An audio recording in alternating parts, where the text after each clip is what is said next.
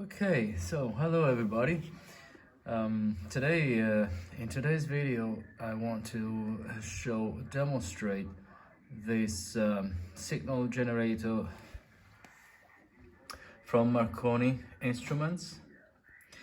Is the model 2022 Echo, as you can see here on the corner, and is from the 80s. Is fairly compact in size. It's about 20 centimeters width and 13 centimeters height. The depth is a bit more, probably is about 40 centimeters with the feet at the end. Here. Oh, by the way, this is a reference signal at 10 megahertz input for the Marconi. Marconi 2022 accepts 1, 5 or 10 megahertz signal as an external reference. To change the frequency of the external reference accepted, you have to open up the radio. I think is on the on the top side. There's a board on the top side where there is a three position switch with a jumper. They are arranged in a kind of a T, and the jumper, so there's one common in the middle and two at the and three at the extremes. So you put the jumper like this, or like this, or like this. So that means in one position you get 1 megahertz, 5 megahertz or 10 megahertz. And after you've done that, meanwhile I'll switch on the generator.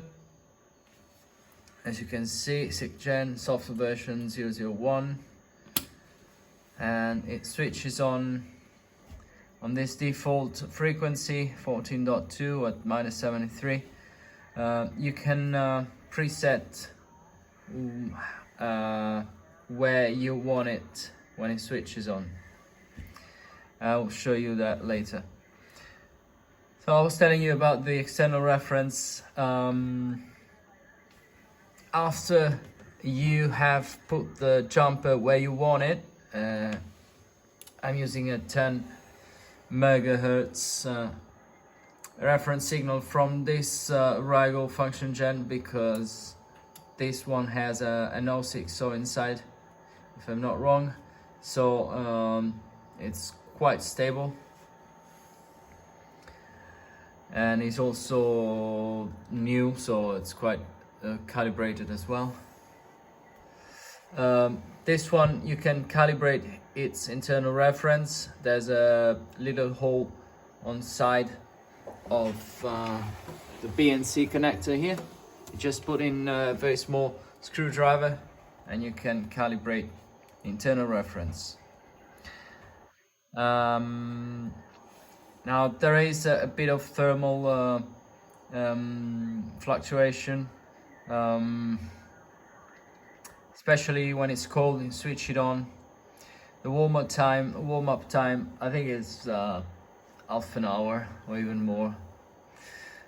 It's not the best internal reference, but if you have an external one, that's fine.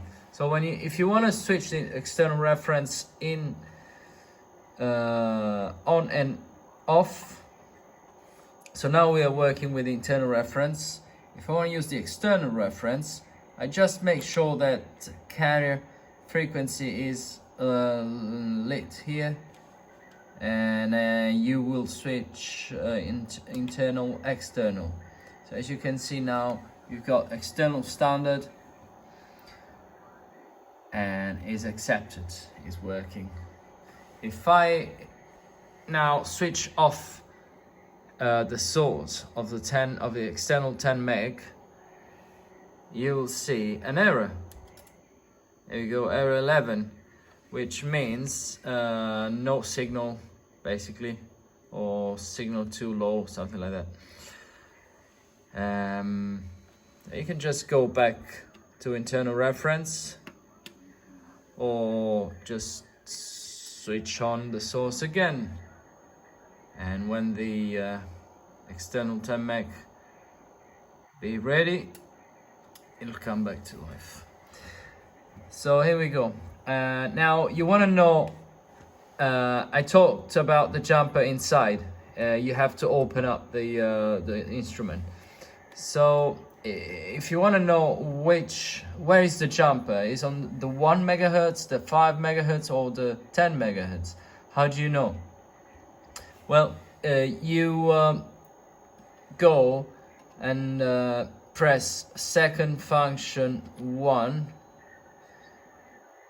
and here in this window you see that it's 10. There's a 10, meaning 10 megahertz. But a word of caution, this doesn't go with the jumper inside. This is completely independent from the jumper inside. The jumper is just a mechanical jumper. This is done by menu. So you go on a menu and you register, you record there if the external reference is a 10, is a 5, or is a 1 meg. Okay. So in my case it's a 10, and I have recorded 10. So if I recall second function 1, I have a bunch of informations here, and one of these is 10 megahertz external stun. Right. So going to the basic functions of this generator, it works from 10 kilohertz to 1.01 gigahertz. Oh, by the way, I have had some issues lately with this generator, where the level was not good, was actually low, and it was all related to the well-known faulty OM345. It's a module, an op-amp module, and that's it. So I have replaced, this has 8 of those inside on the RF board, which is on the bottom. It looks like there are 7, but actually there are 8. You have to look carefully, because underneath a shield, which I should have here, yeah, I have it here. There's this small shield, and just underneath this shield there's one of the OM345, and if you don't look carefully you don't see it, or if you don't look in the manual. Now the shield is, I don't know why the shield was there. It was just for one of the OM345, maybe related to frequency. But anyway, I didn't put the shield because the module that I have replaced with is a bit higher, so I can't put the shield anymore. So I have replaced 4 of the 8 OM345 inside, and after replacing these modules, everything worked fine. Just went through a quick recalibration of the instrument, but basically it was working fine. That was up to 1 gigahertz. Very good. So back to the basic functions. Yeah, basically it's just a signal generator, nothing more. You got an N connection on the front panel, where the RF comes out. 50 ohm internal resistance, obviously. So you've got another input-output socket here. Is a BNC. It's for modulation. The output modulation from here is an audio frequency of 400 Hz, 1 kHz or 5 kHz. You can set it by pushing this button, Mode ALC. So you will cycle through those frequencies, 400, 1 kHz, 5 kHz. The level being fixed at 1 volt RMS. Okay. There's also, in this version, on the back side, there's also another BNC, which is an aux modulation input. So you've got a second port for input modulation.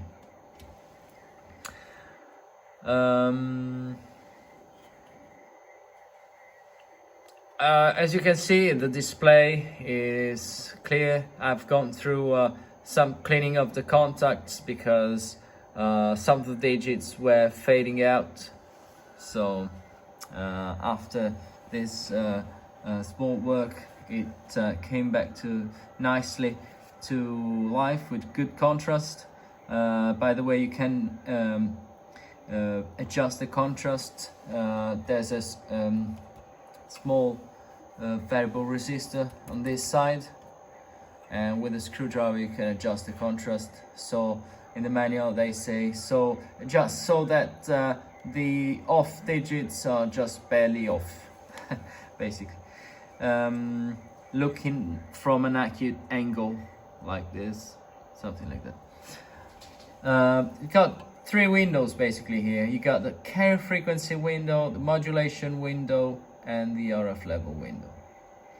As you can see now, the level is off, the output of the RF is off, modulation is off. How do you set frequency? How do you set modulation or RF levels? Very easily. Basically, first of all, you push one of these functions button where what you want to set. So you want to set the frequency. Very good. So first you push carrier frequency. After that you can give it an entry. Let's say 100 megahertz. So I will push 100 and then megahertz. And fair enough, you got 100 megahertz. There's no gigahertz button, but at the end of the day, it's just barely at 1 gigahertz. So if I want 1 giga, I will go 1000 megahertz. So if I want the minimum, I can dial in 10 kilohertz or even just 1 kilohertz, because it will go to the lowest limit. So that's all for the frequency, really. If then you want to put the level, then you will go first to RF level, and then you give it the level you want. Let's say 0 dBm. That's 0 dBm. Another good thing is that it can give you conversions between dBms and microvolts or millivolts according to the level. So in this case, 0 dBm, how many millivolt is it? On a 50 ohm is 224, if I'm not wrong. Yeah, 224 millivolt PD. Now look at this PD, because there's also another symbol on top of it. You won't see it now, but it's called EMF. So what happens is MARCONI is saying that he's producing, let's go with a rounded number, like I don't know, 1 millivolt. No, let's do 100 millivolt. 100 millivolt PD. So what PD means? Well, PD means that it's 100 millivolt on the load, on the external load.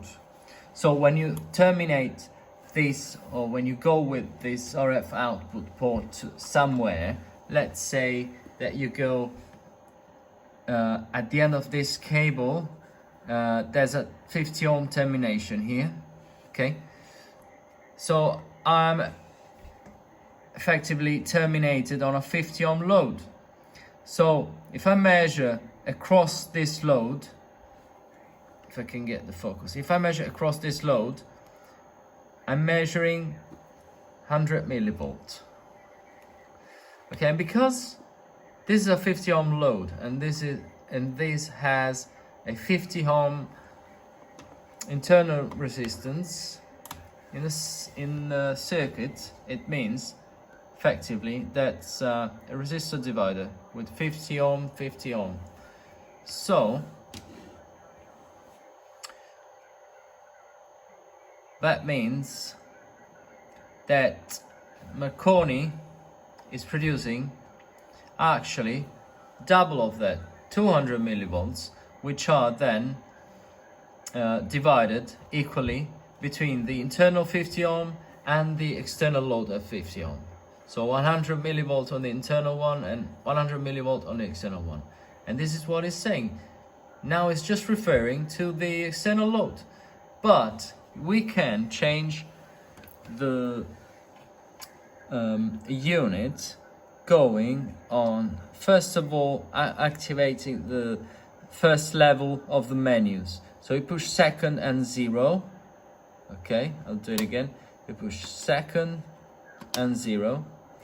And then you open the first level of menus, which are kind of accessible normally for the user, are not contrary to the second level, which is more delicate, let's say. So when you go inside second level, you have to know what you're doing. So what this one means, it means that now the first level of the menu has been unlocked. Okay. And let me just pause for a second. Okay, continuing on part 2. We were saying at the end of part 1 that the first level of the menu has been unlocked. So the first level of menu comprises a series of menus which are accessible, well, menus in general are accessible pushing second function and then a number, like I did at the beginning, for example, second and 1. Here we have some informations displayed, and for example this 9 here in the middle refers actually to the units I was telling you about. So remember this 9 number, okay?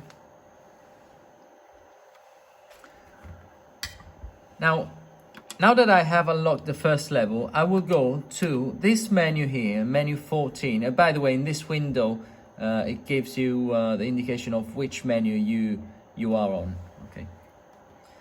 On menu 14, you see there's a 9. That's the 9 of the units. Okay, there are 9 options from 1 to 9. And that's the number 9 now, which is active.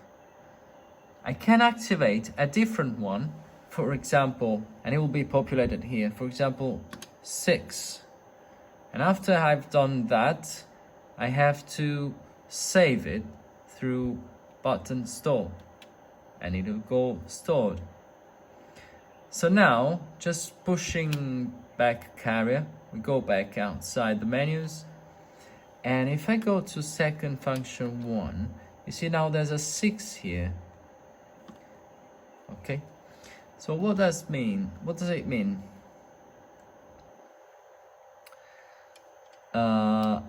If we go back to 0 dBm, well actually, I'm sorry, now we don't have dBm anymore. Now we have dB microvolts. Okay, and as you can see, there's an EMF on the side of it, and that's electromotive force.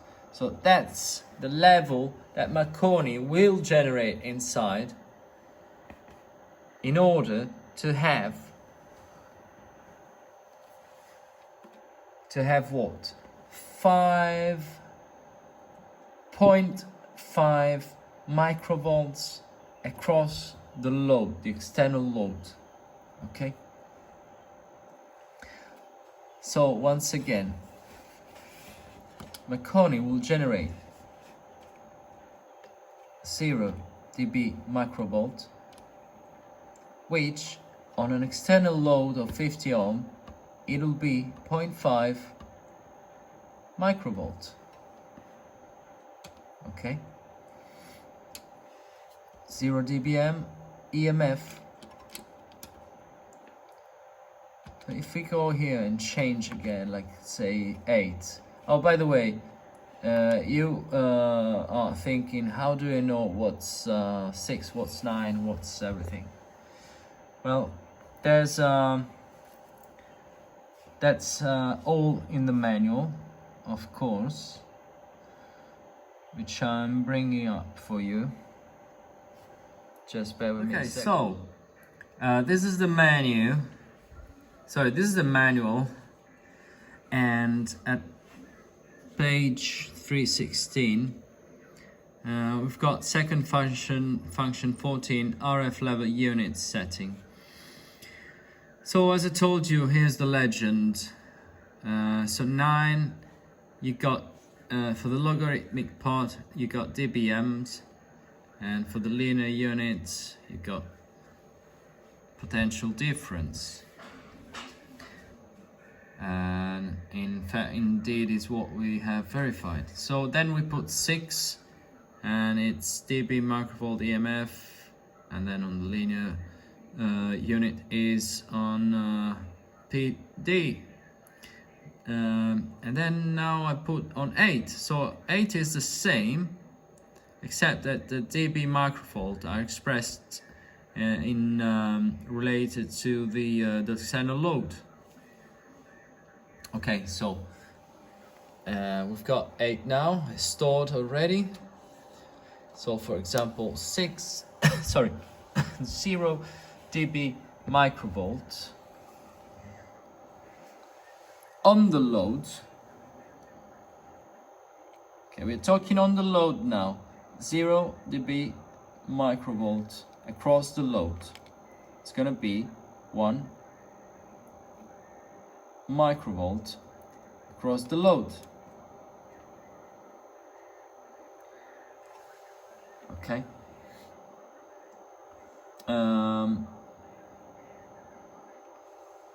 Sometimes it's important to change this because, for example, I have seen manuals for Yaesu radios in service manuals where they say that at the beginning of the alignment procedure, they say that a 0 dB microvolt will correspond to 0.5 microvolts, not 1 microvolt.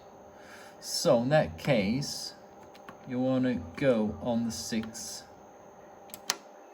because 0 dB microvolts will correspond to 0.5 microvolts.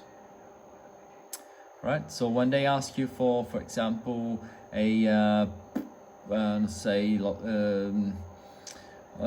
say 36 dB microvolt for S9, or in other radios, for example the AFT 1000, you got I think it's 11 microvolt for the first digit on the S meter, 11 or 13, and then you got 100 dB microvolts for full scale, and 9 plus 60, meaning that minus 60, 40 dB microvolt, and you got S9. And you go on other radios like more recent radios like 991, 2000, DX3000. You've got, for example, 14 dB microvolt for S1, and then you got 24 S5, and then you go 30 for S7, 36 for S9, and then obviously full scale 9 plus 60 dB is going to be 96 dB. Now, another word here.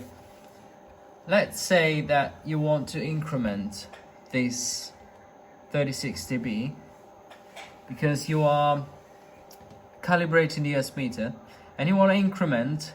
You don't want to go like, okay, 36 dB, now we do the 9 plus 10, so 46 dB.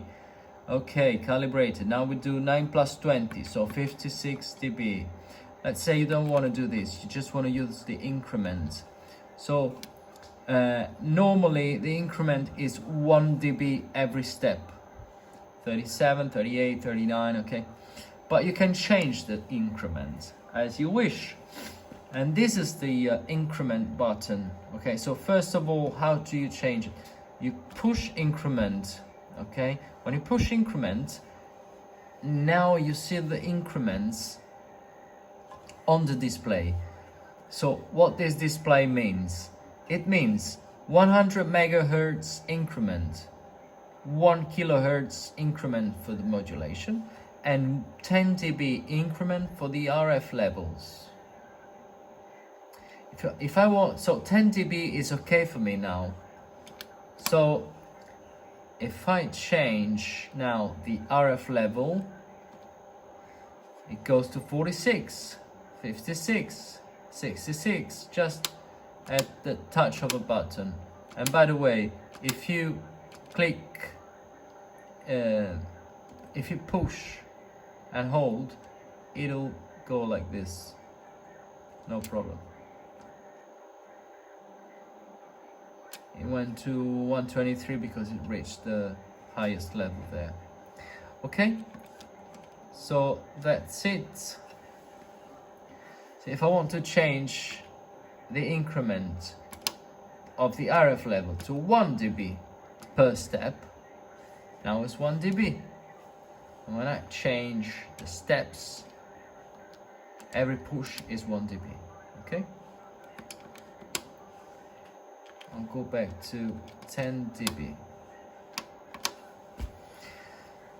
Very good.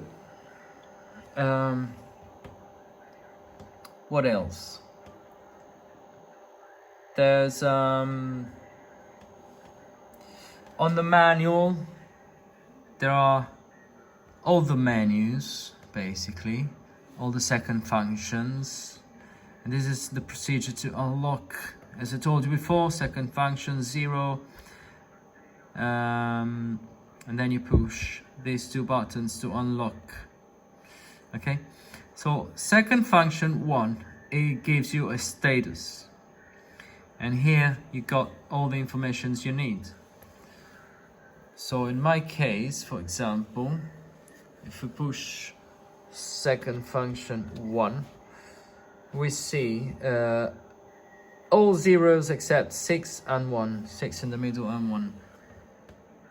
So in this case there's a 3. So the first two are Gpib address, I'm gonna skip that.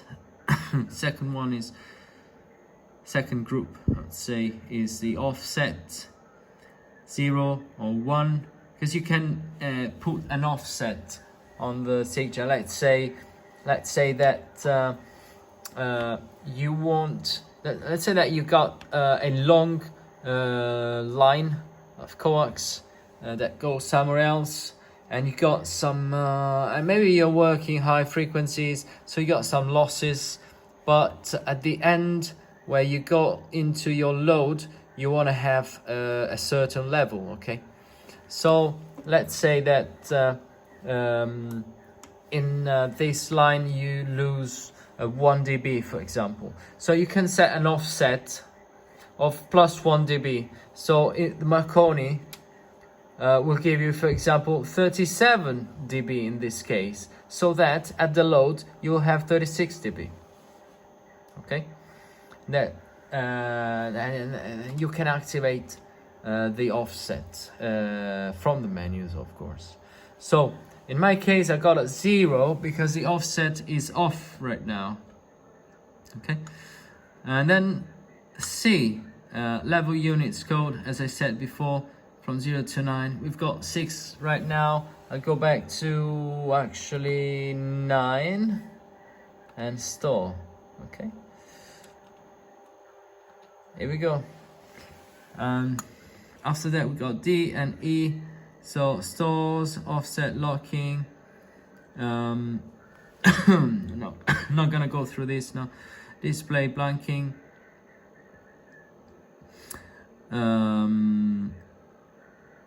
Of recalled stores. Can't even remember what this is. F, protection level. So that's the protection level of the menus. 0, it means they're all protected. 1, it means that you have unlocked the first level of the menus. And if you got it 2, it means you have unlocked the second level of menus. Okay, so for example, if I switch it off, now we got a 1 because we have unlocked already the first level of menus. If you want to unlock the second level of menus, there's another procedure. So you have to push in sequence down arrow mode ALC, second 0 first, okay, and then down arrow mode ALC number 4 and kilohertz. You keep pushing until you unlock the level number 2, second level of operation. So if you go now back to status, you see the level 2 is unlocked. Okay, very good. Then external frequency standard.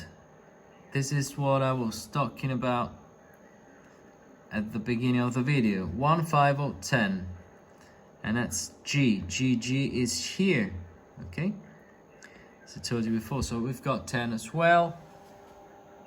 There you go. And then indication of second function number currently selected. That's the H. This one. So now we are on second function 1, which is status, and here we go. So then you've got the brief description of every one of these second functions.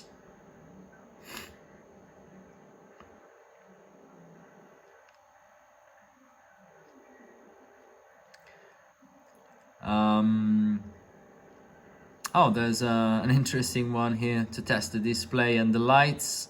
Is second function 6. So if we dial in second 6, we will see a test of the display and all the lights. Okay, let's do it.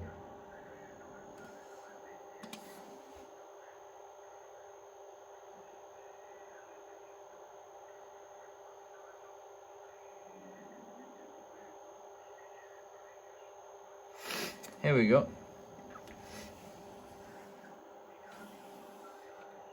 You just push any button there. Okay, let's go to second function. After that, we've got second function 9, which is another interesting one, which is the elapsed time. So these are hours, okay? So that means 12 hours and a half. The resolution is to 0.5. So you'll get 12, 12.5, 13, 13.5, okay? And there's a count from not necessarily the first switch on, but it tells you here, this facility enables you to observe the total number of instruments running hours from the last reset. So the last reset, it could be the first switch, switch on of the generator, or could be the last reset, for example, when it was last calibrated, to get calibration intervals, for example, in terms of hours of operations, So So in my case, I have reset the number from when I have received the instrument. So if we go to second function 9, we see that I've used the instrument for 223 hours. And to reset the number, you have to go to the second level of menus. Okay, it's a bit hidden.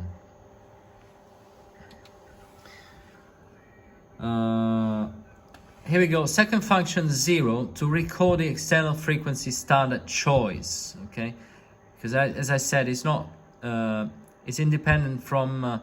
So this function merely records, but does not change the frequency accepted. Okay, so if we go there, let's have a look. Second function 10. So we are in the 10 menu, and it's 10 megahertz. Okay. And if I don't have the 10 megahertz reference, let's say I have the 1 megahertz reference, so I'm gonna open it up, I'm gonna change the jumper to the 1 megahertz, and then I'll come here and push 1 and store. Okay, I'm not gonna store now, but that's how you do it. Then you got some others. 14, we've seen this already for the units. Here we go. A second function 15 is for the RF level offset. This is a bit of a bit confusing. I mean, it's not very intuitive because you don't have a feedback. So how does it work? So first of all, you go on second function 15. And you see the 0, meaning that the offset function is off now. So if I want to put it on, I push 1. And then I don't even remember. I have to read the first. So the level can be raised 2 dB. First select a carrier frequency, and then complete the unlock procedure, and then select second function, followed by 1.5. We've done this already. We are into the 1.5 menu. There are 3 carrier frequency standards. So you got an offset for frequencies less than 250 megahertz, another one for frequencies between 250 and 500, and a third one frequencies between 500 and 1 gigahertz, which are identified in modulation display as 1, 2, or 3. Actually, in my version of the software, instead of 1, 2, and 3 for the 3 bands, I've got 0, 1, and 2. So if you go here, in fact, let's see, we are below 250 megs, right? So whatever, we are 10 kilohertz, let's say 10 megahertz, okay? We're below 250 megs, right? So if we go here, we've got a 0. Okay, now I want to go between, in the second band, between 250 and 500. So let's say 300 megs. Okay, now I go inside again, and you see I've got a 1. So similarly, I want to go in the third band, and I will go 700 megs, for example. Okay, I got a 2. Okay, this is just probably a software thing. Very good. So let's go to 100 megs. Let's go inside. There are, one offset value may be set for each frequency band. Select offset on is made with the numeral 1 key. Okay, so as I said, we push 1. Okay. And obviously you have to push store as well. Indication of the select state is shown with either 1 or 0 in the carrier frequency display. Either terminate the selection by pressing the store key, or before doing so, set a value of offset in the following manner. Ensure the offset, so now I remember, so I don't have to, but basically each press of the arrow buttons will change the increment or decrement of 0.1 dB.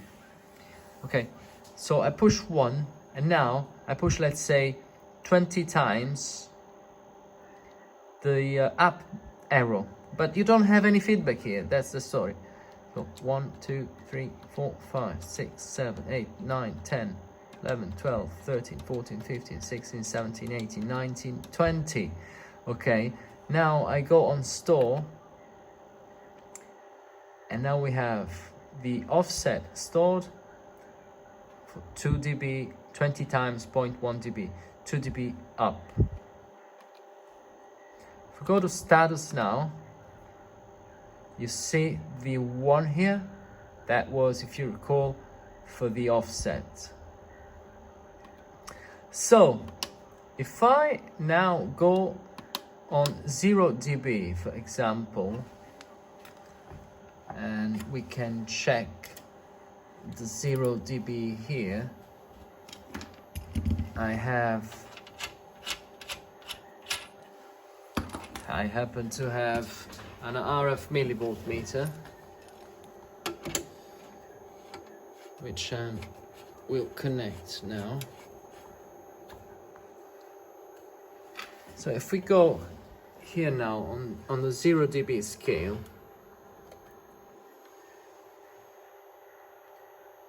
let's say first that I will switch off the offset, all right? So offset is off. So 0 dB, okay? At 100 megahertz, whatever. Carry it on. So as you can see, we've got 0 dB level, okay? Now we go back inside here, we push 1, we store, and 0 dBm, what do we get now? We get 2 dBs, okay, because we have introduced the offset. Very good. That's how it works. So I'm gonna just remove now the offset. There you go. Okay, now there's another interesting one. It's second function 16. It's called recall store 10 at switch on.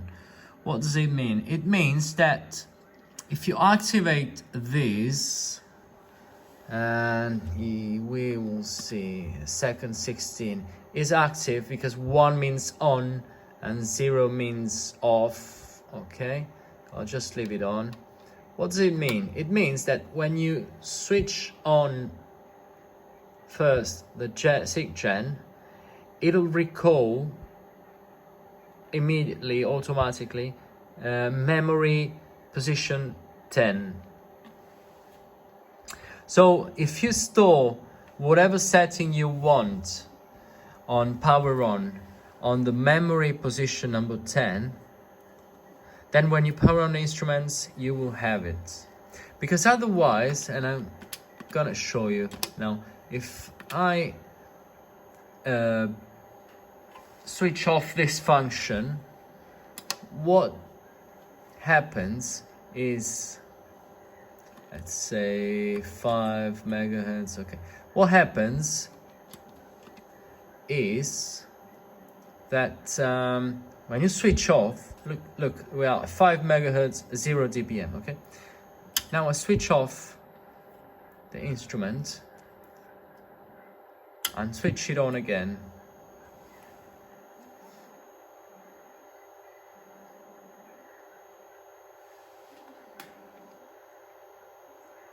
Now what happens is that it defaults to the top edge of the frequency band. It works at 1 gig.01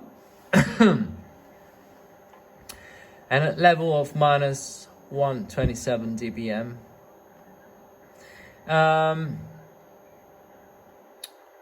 So instead of these, I want like the middle of the HF bands, 14.2, because pretty much when I use this SIG-gen is for working on radios, for alignments and such, repairing and such. So 14.2, and let's say the standard minus 73 dBm. Okay, but sorry, instead of doing this, I'm gonna show you something else. I'm gonna show you that I have already stored on the memory 10 those values that I want. So to check the memories, you have to go on recall, and now he's waiting for the position you want to recall. So I want to recall position 10. Here we go, 14.2 minus 73. So whatever you put in this position number 10, when you then switch off, and obviously you have to activate the function again.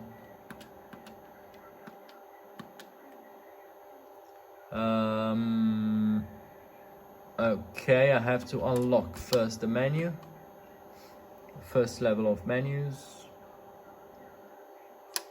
Okay, now I have unlocked the first level. So when I go here, I will restore this function to on. So whenever I change anything and then I switch off and I switch on again, it'll be recalling memory 10, as you will see right now. Here we go. Okay, so this is second function 16. Pretty straightforward.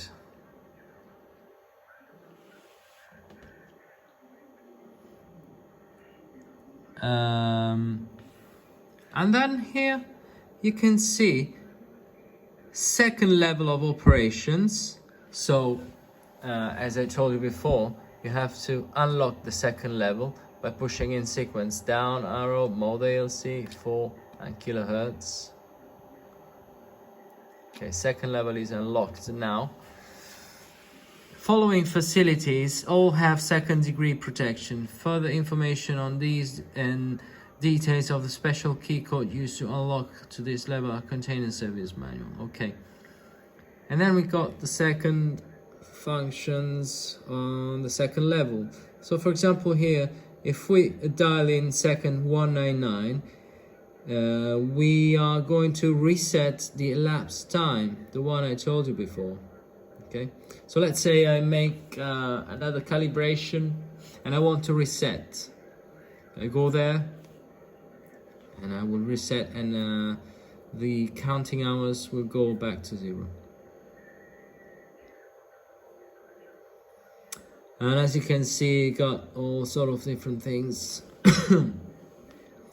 RF flavor calibration, this is important for calibrating the instrument. Voltage and filter AM calibration, set check. So this is also important, 195. Because after you alter on reset any calibration, if you don't reset the memory, the ARM memory, you will get an error 7.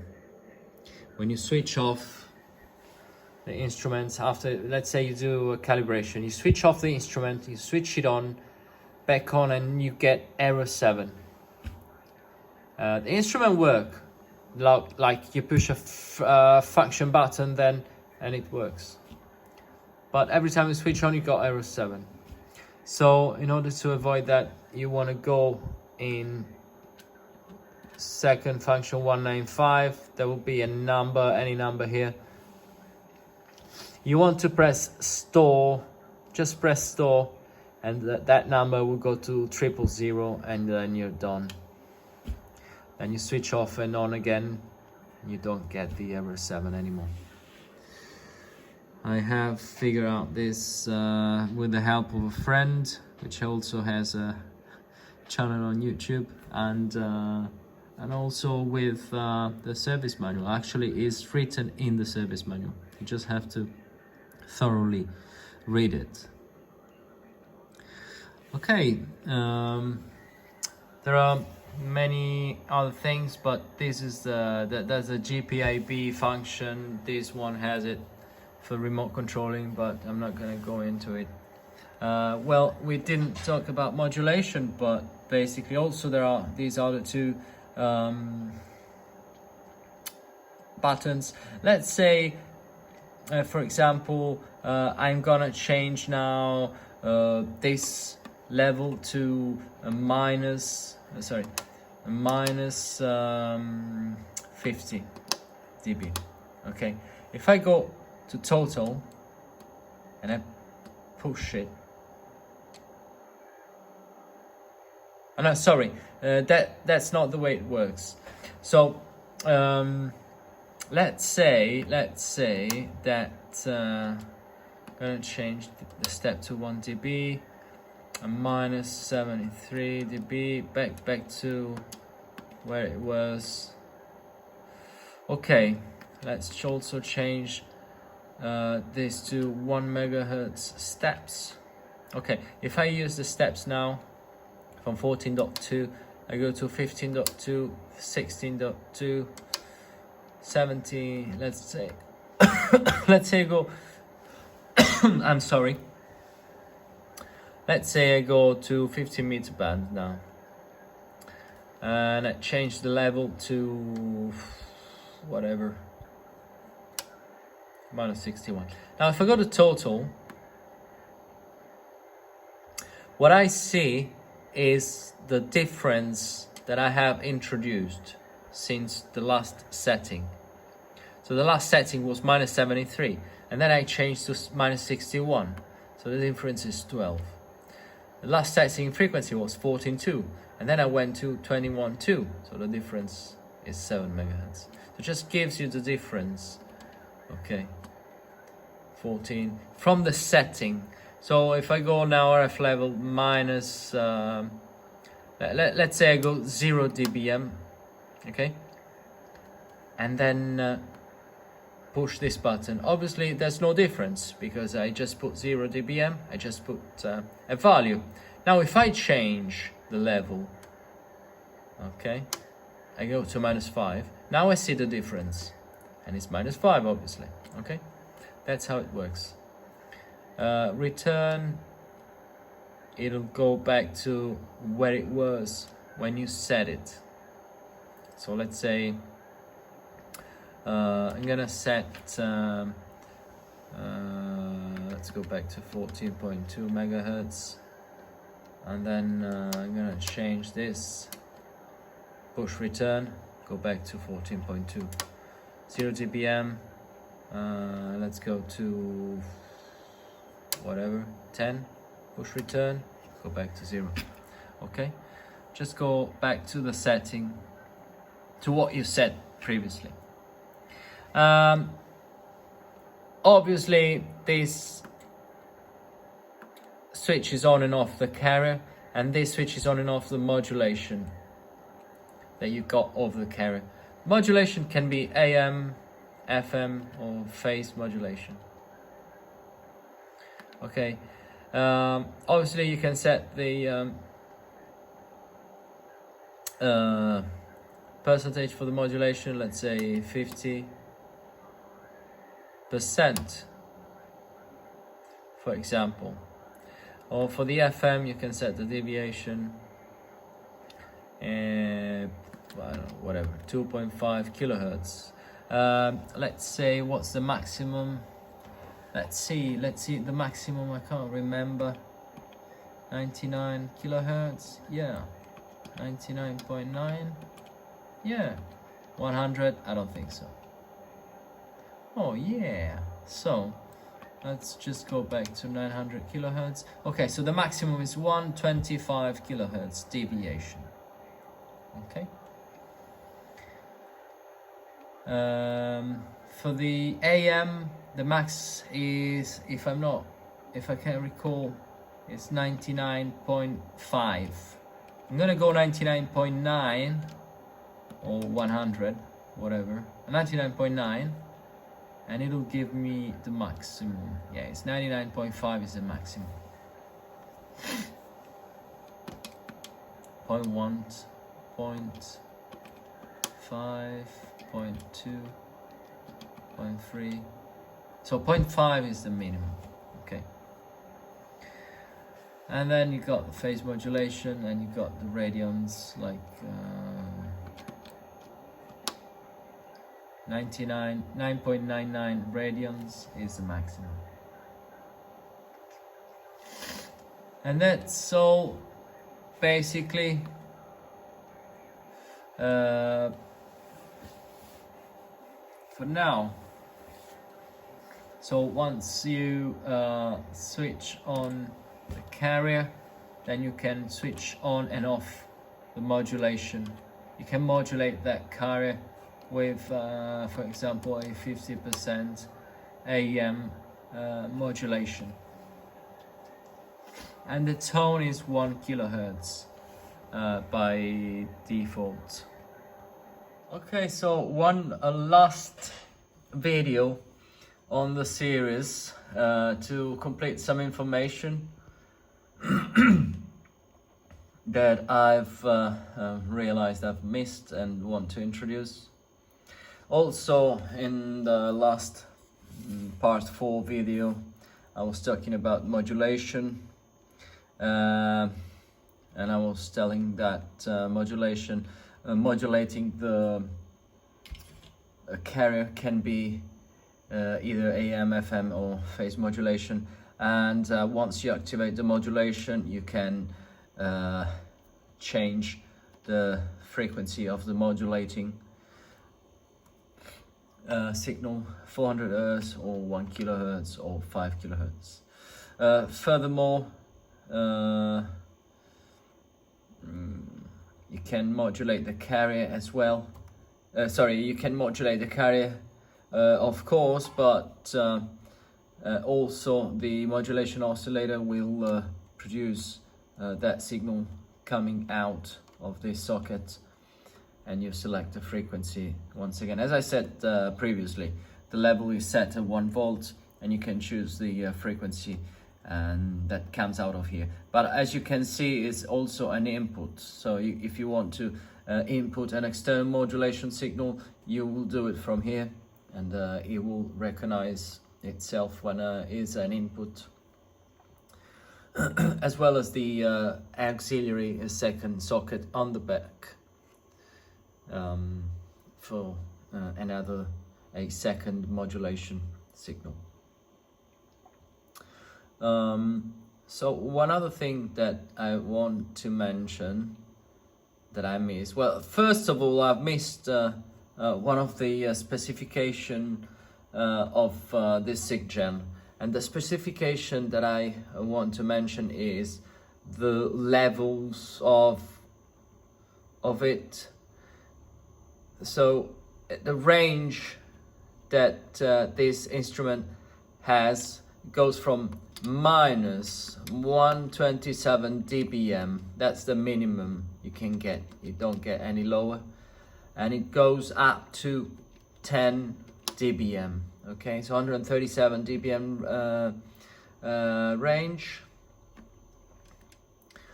But obviously, sometimes 127 is not so low. It's not so low, such of a low level. Especially when you're testing, for example, sensitivity on radios, where you want to go at minus 130, 135, or even 140 or more, actually. So what I do with what I have here, what I do is I just use an N attenuator. This is from Bird, and is a 10 dB attenuator. I got 2 of these, so effectively with 2 of these, and they are 10 dB each. It would have been nice to have one single attenuator 20 dB, but this is what I have. So with two of these in series, effectively now you get minus 147 dBm out of here, which is pretty low now. Well, I've got a 20 dB attenuator actually, but this is BNC, it's not directly N, so then you have to start using adapters like these. That's it. Just wanted to mention a little trick that you can do if you want a lower signal. Excuse me. There we go. What else? Obviously, this instrument has an attenuator pad inside, which, according to the manual, can be tested independently, and this is very useful test feature. So if we go on the service manual, we can find information about it. The 10 dB step attenuator contains 3 30 dB pads, one 20 dB and one 10 dB. So in total you've got 120 dBs. Okay, here we go. 30, 20, 30, 20, 30, 10 and 30. These are the relays energized to introduce each pad. Each of these may be selected individually to test them using the second function tree. So set the generator to plus 10 dBm. Okay. And now here you use a power meter from MARCONI. You can use whatever you want. I'm gonna use the RF millivolt meter, just to give you an idea, okay, of how it is done. Okay, so we go to plus 10 dB initially. So what you want to do is you want to use this binary string in this way. So you use second function 3 first of all, second function 3, okay, and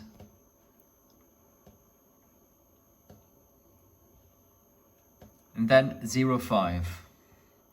So second function 3 is used as the operating manual says. The operating manual says that the second function 3 is manual latch setting and allows a 6 or 8-bit binary instruction to be directed to any of the instrument's internal latches for testing and fault finding. So it's very useful. So we're going to use the 6 digit binary string, and to go and latch the attenuator pad, we're gonna type in 0.5.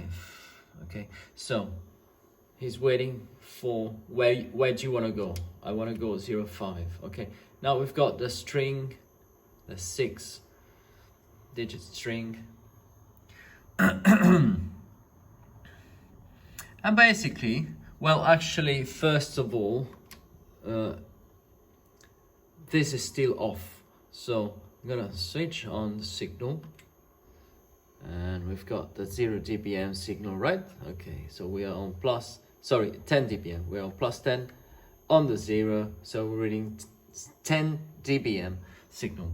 Then we go on second function 3, we enter 0.5, and as you can see, 0 and all ones, it means that no attenuator pad is in line at the present time. So let's try first, for example, let's try first the 10 dB pad, which means I want to energize the relay D. And to do that, the command is 0101111. So I'm gonna go 0101111, and then I store. And as I store, look at the millivolt meter. We go on 0. So we went down 10 dB, right? So if we go to 0 dB escape now, we are on 0 dBm because we have introduced the 10 dB pad. Now if I want to test the 20 dB pad, it means that from the initial 10 dBm we go 20 dB down. So we are going to minus 10 dBm, right? So it's 0111101.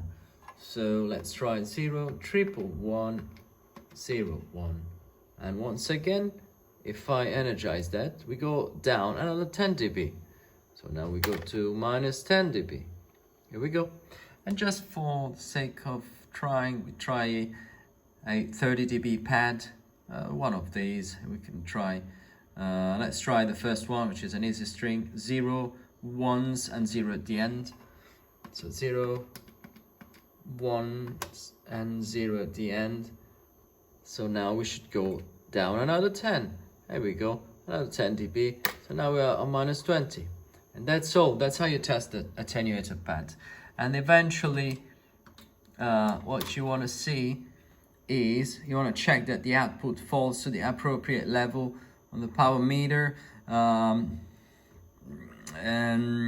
as you select the attenuator pad, the accuracy that you can expect is plus minus 0.2 for the 10 dB, plus minus 0.25 for the 20 dB, and plus minus 0.3 for the 30 dB. So we were within specs.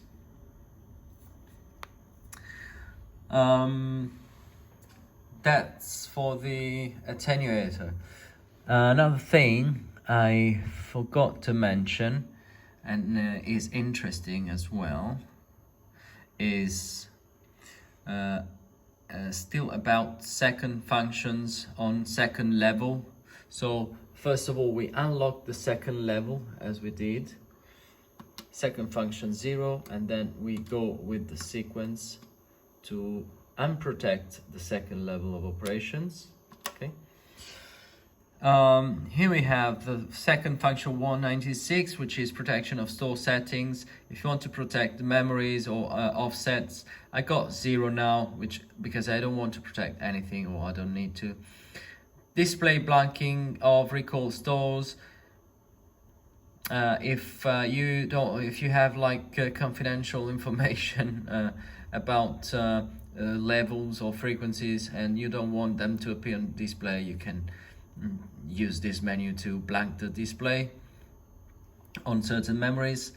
Now this is interesting because we talked about second function 9, which gives the total hours of operation. Now I have done a reset after the calibration, so now it shows 0.5, which means 30 minutes, half an hour. As I said, resolution is half an hour, it's 0.5 hours. So now it's showing 0.5. It's basically reset has basically just done. It's been done just half an hour ago in terms of operation. But how do you reset it? For example, I have done a calibration and I have reset that counting. So you go on the menu. I want to draw attention here on one thing. On the operation manual, they talk about, there's an error, probably it's not the only error that you can find, and here it says reset elapsed time, second function 199. Now if you go second function 199, it doesn't access anything. It doesn't do anything because there's an error. It's not second function 199, but it's second function 1990. Okay, second function 1990, reset second function elapsed time. And once you enter there, you want to press store and it will reset. So it's 1990, okay? And here you see the count is half an hour. Now if I press store, which I can do basically because it's just half an hour, here we go. Now it's reset to 0, okay? And if you go to recall the second function 9 to see the elapsed time, you see a 0 now because it's been reset, okay? The other interesting one, which is not resettable, is a total instrument operating time. And its second function 198. This read-only facility gives the total number of operating hours since instrument manufacture. So it's still displayed in the same manner with the resolution of 0.5. When first receiving the instrument, a display of time will be evident, reflecting the time spent during the manufacture. So this is not resettable, it's just read-only, and it gives you the operating time since manufacturing. So let's have a look. Second function 198. Here we go. So from the manufacturer, the operating time of the entire lifespan of this instrument is 863 hours, which is not a lot if you consider that this is probably 30 plus years old. So that's it.